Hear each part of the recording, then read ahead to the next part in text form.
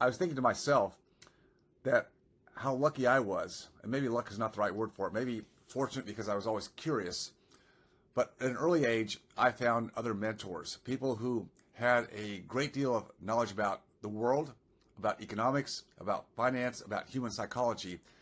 And in my exploration of that curiosity, I found my way into real estate. Now, it could have been into anything else. The key point I'm making is, as a young person, the compound effect of the things that we learn in life, not just formal education, which has a place, no doubt about it, but I'm talking about real life experience, real life insights from people, mentors, guides who have already gone down the path ahead of us. Those people sowed so much into my life over the years in many different respects that I can't even begin to thank them all for what they did for me. Now, as mentees, as young people, one has to step up and ask for that help, to be proactive, to ask the right questions, not to be afraid to ask questions, and to realize that there are ways to expedite your future and not make great missteps, not following the herd mentality, the groupthink that everybody thinks is the safe place to be.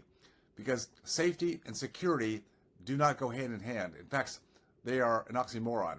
You can't have security, you can't have freedom if you rely on safety and security to promote your life going forward. The other aspect of seeking freedom and financial independence as early in life as possible is having a real reason why one wants that.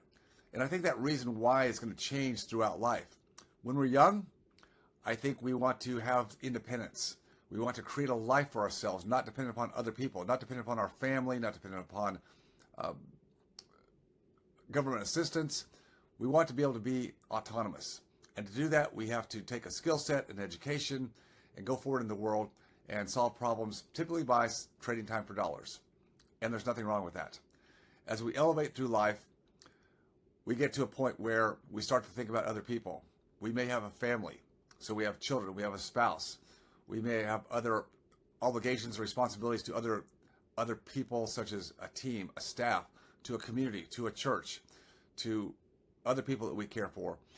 And as we get further down our lifespan, we often turn from being inwardly focused, that is, seeking to make ourselves the best, to be protective and supportive of other people, to actually looking outward and saying, now that I've reached a certain pinnacle in life, what's most important to me now? And usually for people at that point in life, it's about giving back and serving more and thinking outwardly about the gifts that we have received in our own lives and how we can pay those forward.